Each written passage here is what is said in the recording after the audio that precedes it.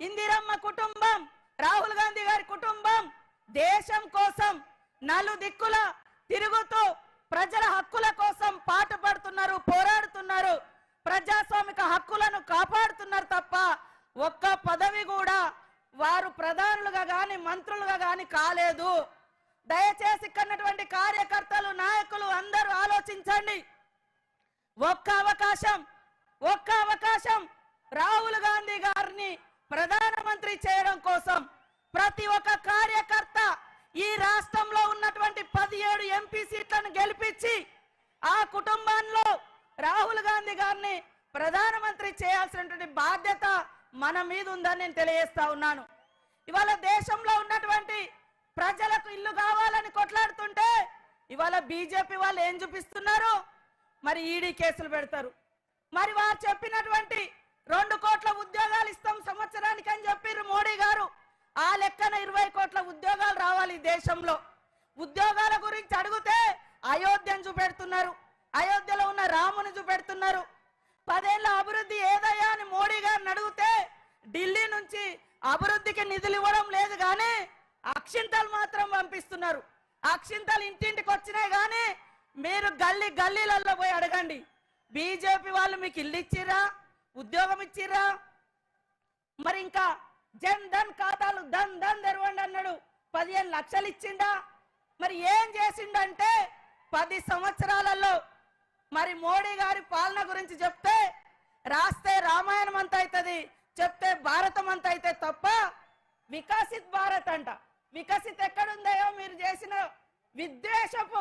విద్వేషపు కుట్రలతోటి ఈ దేశాన్ని భారతీయ జనతా పార్టీ విద్వేషపు కుట్రలతోటి విధ్వంసాలతోటి భారతదేశాన్ని బందీ చేసిర్రు.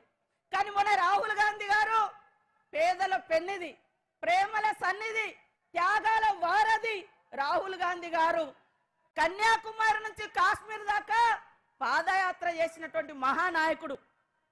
కాబట్టి నేను ఒక్కటే అడుగుతున్నా, ఒక్కటే విజ్ఞప్తి చేస్తున్నా మీకు అందరికీ, ఒక్క అవకాశం. ఇక్కడ కూర్చున్న వాళ్ళకి ఎంతో మందికి అవకాశాలు రావడానికి కారణం ఇందిరమ్మ కుటుంబం. మీరు కూడా సర్పంచులుగా, ఎంపీటీసీలుగా, జడ్పీటీసీలుగా అయినరు.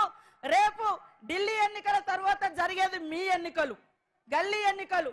కాబట్టి ఖచ్చితంగా 34 ఏళ్ల తర్వాత ఒక్క అవకాశం రాహుల్ గాంధీ గారికి ఇచ్చి ప్రధానమంత్రి చేయడం కోసం ప్రతి కార్యకర్త, నాయకుడు కష్టపడాలని కోరుకుంటూ కాంగ్రెస్ ఇచ్చిన ప్రతి వాగ్దానం అమలైతుంది.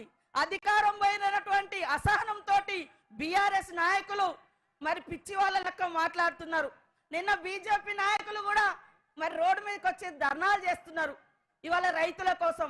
అయ్యా, మీరు కార్పొరేట్ కంపెనీల కోసం, బహుళ జాతి కంపెనీల కోసం, రైతాంగ వ్యవసాయాన్ని ముంచడం కోసం నల్ల చట్టాలు తీసుకొస్తుంటే వాటికి వ్యతిరేకంగా పోరాడుతున్నటువంటి రైతుల మీద కాల్పులు చేసింది మీరు. ఇవాళ గిరిజన ప్రాంతాలలో ఉన్నటువంటి, ఆదివాసీ ప్రాంతాల్లో ఉన్నటువంటి సహజ వనరులను దోచుకోవడం కోసం మరి గిరిజన యువతను, ఆదివాసీ యువతను, వారి హక్కులను కాలరాస్తున్నది కార్పొరేట్ మోడీ వ్యవస్థ అని ఈ సందర్భంగా తెలియజేస్తూ ప్రతి ఒక్కరు కూడా ఒక్క నెల రోజులు కష్టపడండి. మేమందరం 5 సంవత్సరాలు మిమ్మల్ని అందరినీ కంటికి రెప్పలా కాపాడుకుంటాం, రాష్ట్ర ప్రజల్ని కాపాడుకుందామని ఈ సందర్భంగా తెలియజేస్తూ నాకు ఈ అవకాశం కల్పించిన మీ అందరికీ నమస్కారాలు, ధన్యవాదాలు. జై కాంగ్రెస్, జై కాంగ్రెస్. రాష్ట్ర మంత్రివర్యులు పొన్నం ప్రభాకర్ గారు మాట్లాడతారు.